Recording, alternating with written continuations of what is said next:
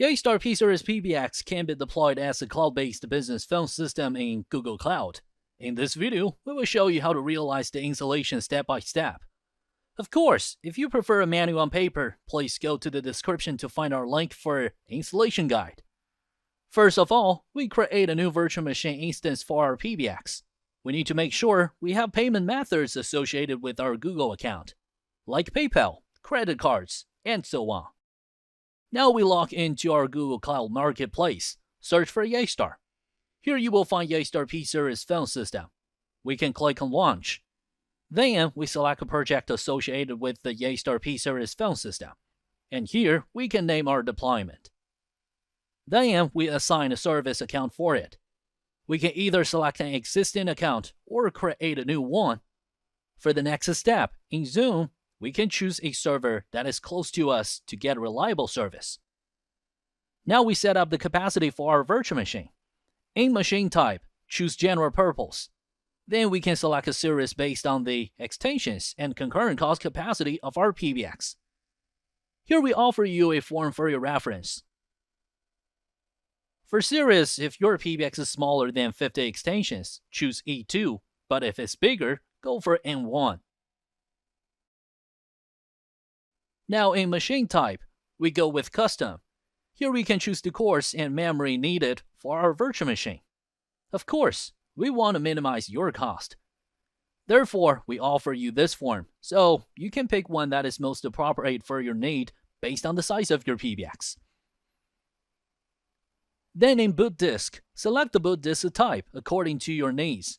We set up the storage capacity for the virtual machine.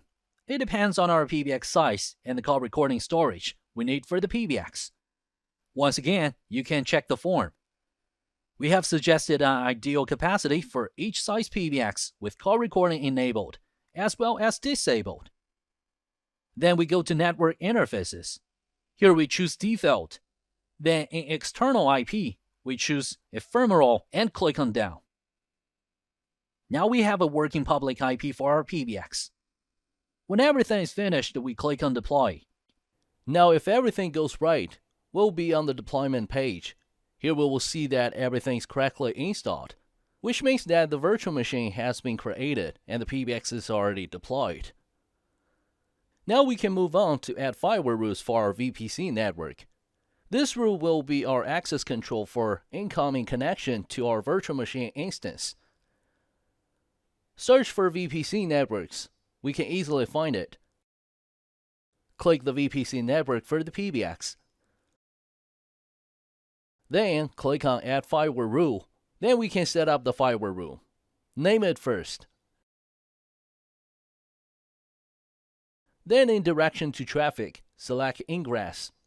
And in Action to Match, select Allow. Then in Targets, choose all instances in the network. In Source Filter, select IP version for ranges. For the IP version for ranges, enter 0.0.0.0/0. At last, in Protocols and Ports, choose Specified Protocols and Ports.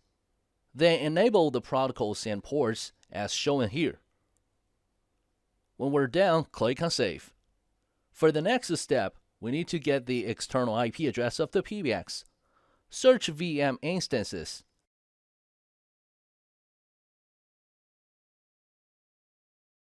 Then find the created virtual machine for our PBX and copy the external IP. Visit this public IP address. We'll get access into the PBX. Alright, thank you so much for watching this one. Hope it can help your installation. Well, if you find any problem, please go visit support.yeastar.com. Our engineers will help to assist.